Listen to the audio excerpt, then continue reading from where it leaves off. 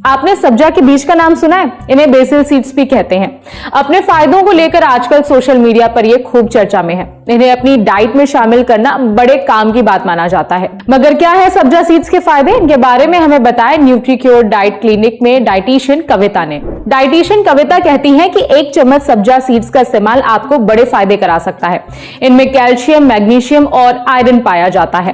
Calcium मजबूत हड्डियों और दांतों के लिए जरूरी है, वही मैग्नीशियम नींद की क्वालिटी को सुधारता है, आपका मूड ठीक करता है और हाई बीपी घटाता है। इलेक्ट्रोलाइट्स यानी मिनरल्स का बैलेंस बनाए रखता है। ये ब्रेन, मसल्स और नर्व्स के कामकाज के लिए भी बहुत जरूरी है और आयरन शरीर में खून की कमी नहीं होने देता। सब्जा सीड्स में फाइबर भी पाया जाता है। 1 चम्मच सब्जा सीड्स में दिन की जरूरत का 25% फाइबर होता है। फाइबर खाने से पेट में मौजूद गुड बैक्टीरिया को पोषण मिलता है, जिससे गट हेल्थ यानी कि पेट की सेहत सुधरती है और पाचन एकदम दुरुस्त रहता है।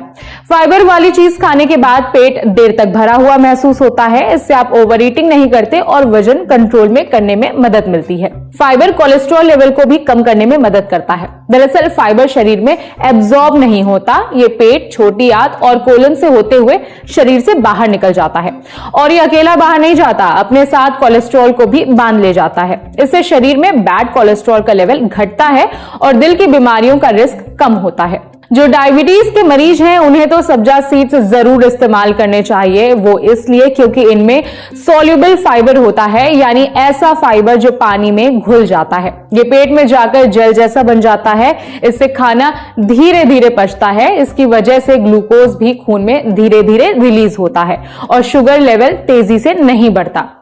अब क्योंकि सब्जा सीड्स बहुत ज्यादा पानी सोखते हैं, पानी में जाते ही इनका साइज बढ़ जाता है, तो इनके इस्तेमाल से आप हाइड्रेट रहते हैं।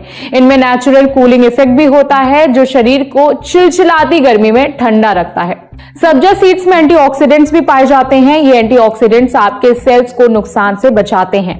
सेल शरीर का बेसिक यूनिट होता है। जब सेल्स को नुकसान पहुंचता है तो शरीर बीमारियों की चपेट में आने लगता है, मगर जब सेल्स मजबूत होते हैं तो बीमारियों का रिस्क घटता है। आप सब्जा सीड्स को नींबू पानी, दूध, मिल्क शेक, सलाद, स्मूदी और डेजर्ट वगैरह के साथ इस्तेमाल कर सकते हैं।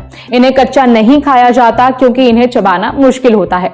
सब्जा सीड्स को इस्तेमाल करने के लिए 1 गिलास पानी में 1 चम्मच सब्जा सीड्स डालें, फिर इसे 15 से 20 मिनट के लिए ऐसे ही छोड़ दें। इतनी देर में सब्जा सीड्स फूल जाएंगे।